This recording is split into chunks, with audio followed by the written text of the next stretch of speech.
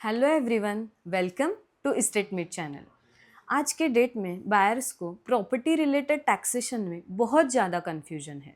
तो इन्हीं कन्फ्यूजन को दूर करने के लिए आज मैं सीए रुशाली ब्रह्मचा आपके साथ जुड़ी हूँ। अपन स्टेप बाय स्टेप बायर्स के सारे क्वेश्चंस को देखते जाएंगे। तो आज अपन फर्स्ट केस ले रहे हैं कैपिटल गेन एग्जम्पशंस के बारे में। एंड फर्स्ट परसों एक इंसिडेंस बताती हूँ। परसों एक बायर मेरे ऑफिस में और कहने लगे कि मैडम हमें हमारी एक ओल्ड हाउस प्रॉपर्टी सेल करके न्यू हाउस प्रॉपर्टी लेनी है, तो उसके केस में हमें कैपिटल गेन एग्जम्पशन कितना मिलेगा एंड ऑल।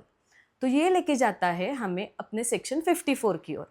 सेक्शन 54 बेसिकली कहता है कि आपकी कोई ओल्ड हाउस प्रॉपर्टी है और उसको सेल करके आप उसके प्रोसीड्स न्यू हाउस प्रॉपर्टी में इन्वेस्ट कर रहे हो, तो आपको इस सेक्शन के अंडर आप एग्जम्पशन क्लेम कर सकोगे।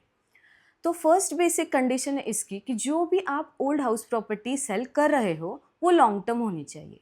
इट मीन्स आपने उस प्रॉपर्टी को 2 ईयर्स से ज़्यादा होल्ड करके रखा हो। नेक्स्ट थिंग कि अमाउंट ऑफ एग्जम्पशन कितना रहेगा।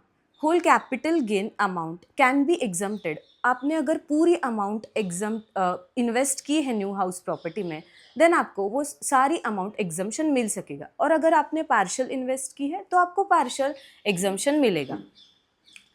नेक्स्ट थिंग इज कि क्या मैडम हम 2 हाउस प्रॉपर्टी ले सकते हैं? हाँ, ले सकते हो। गवर्नमेंट ने आपको ये भी ऑप्शन दिया है, पर कंडीशन ये है कि कैपिटल गेन अगर 2 करोड़ या उससे कम हो तो ही आप ये ऑप्शन ले सकते हैं 2 हाउस प्रॉपर्टी का। And this option can be exercised only once in the lifetime. Then a maximum amount of exemption you can claim under this section is 10 crore।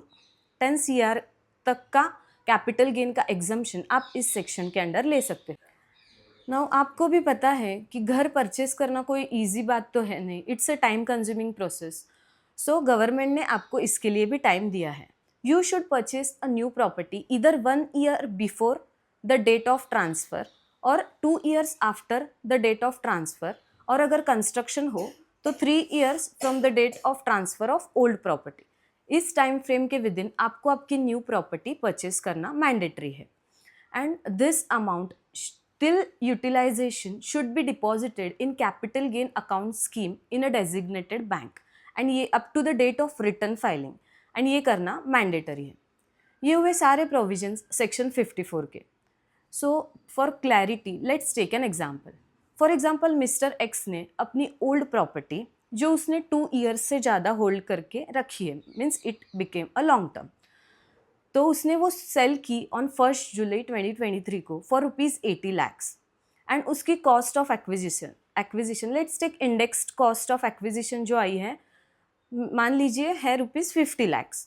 Then capital gains comes ₹80 lakhs minus 50 lakhs, ₹30 lakhs।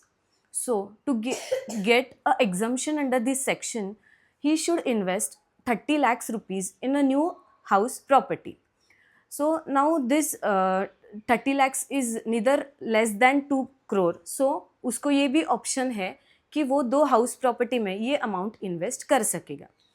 And अब time limit का देखा जाए तो उसको new house property should be purchased 1 year before, means by the 1 जुलाई 2022, और 2 years after 1 जुलाई 2025, और अगर construction case में देखा जाए तो 3 ईयर्स मीन्स 1 जुलाई 2026। इस टाइम फ्रेम में उसको न्यू प्रॉपर्टी परचेस करना मैंडेटरी है।